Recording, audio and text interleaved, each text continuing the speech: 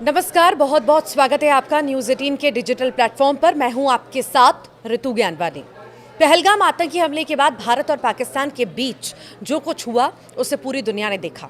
Operation सिंदूर और उसके बाद भारत और पाकिस्तान के बीच बने युद्ध के हालात ने दुनिया को चिंता में डाल दिया था।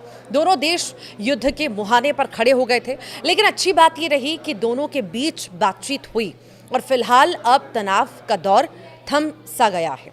लेकिन अब ये हिसाब लगाया जा रहा है कि इस विपरीत समय में भारत के दुश्मन देश का साथ किस किस देश ने दिया। भारत के खिलाफ हमले में पाकिस्तान का साथ देने वाले देशों की लिस्ट में चीन और तुर्की का नाम सबसे ऊपर आता है। चीन शुरू से पाकिस्तान के करीब रहा। तुर्की पहली बार भारत की नज़र में खटका है। अब पाकिस्तान के मददगार तुर्की को लेकर भारत में माहौल बनने लगा है। जेएनयू, जामिया सहित देश के कई प्रतिष्ठित विश्वविद्यालयों ने तुर्की के साथ हुए करार को रद्द कर दिया। इसके साथ ही देश के व्यापारियों ने भी तुर्की और अजरबैजान का बहिष्कार करना शुरू कर दिया है। अब भारत जैसे देश के बहिष्कार से तुर्की को बड़ा नुकसान भी हो रहा है और इसी बीच न केवल ट्रैवल कैंसिलेशन बढ़ रहे हैं, बल्कि सेब और मार्बल सहित तुर्की से इंपोर्ट किए जाने वाले हर सामान का बायकॉट किया जा रहा है। 16 मई को confederation of all India traders ने तुर्की और अजरबैजान के साथ व्यापार खत्म करने की घोषणा की। दिल्ली में हुई मीटिंग में देश के 24 राज्यों से बिजनेस लीडर्स ने भाग लिया। CAIT ने कहा था कि जो देश भारत के खिलाफ है उसके साथ व्यापार करने का कोई सवाल ही नहीं उठता। पाकिस्तान को सपोर्ट करने के कारण तुर्की का भारत में बायकॉट हो रहा है। न केवल ट्रैवल कैंसिलेशन बढ़े हैं, बल्कि सेब और मार्बल सहित तुर्की से इंपोर्ट किए जाने वाले हर सामान का बायकॉट किया जा रहा है। बीते 5 साल में भारत और तुर्की दोनों देशों के बीच व्यापार में कोई बड़ा बदलाव देखने को नहीं मिला। अप्रैल 2024 से लेकर फरवरी 2025 के बीच भारत ने तुर्की को $5.2 अरब का सामान बेचा।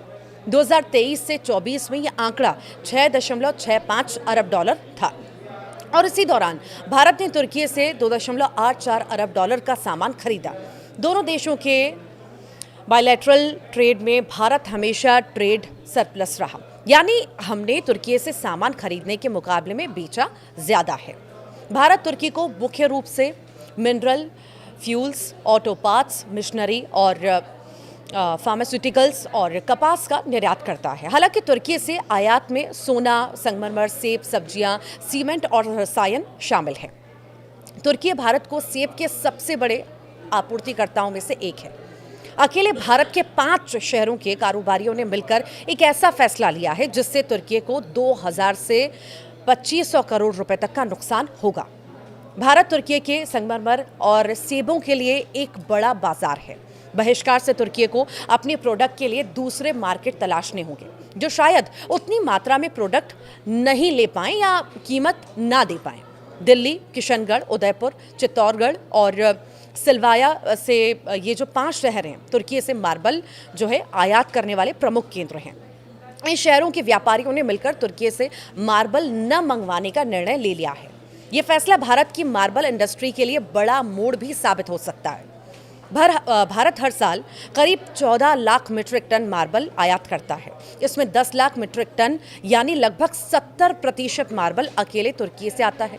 सालाना लगभग 2000 से 2500 करोड़ रुपए का व्यापार तुर्की से होता है, लेकिन अब ये आंकड़ा 0 की ओर बढ़ सकता है, क्योंकि व्यापारियों ने तुर्की से कोई भी नया ऑर्डर न देने की बात कही है। तो वहीं पुणे के व्यापारियों ने तुर्की से अब सेब खरीदना बंद करने का फैसला कर लिया।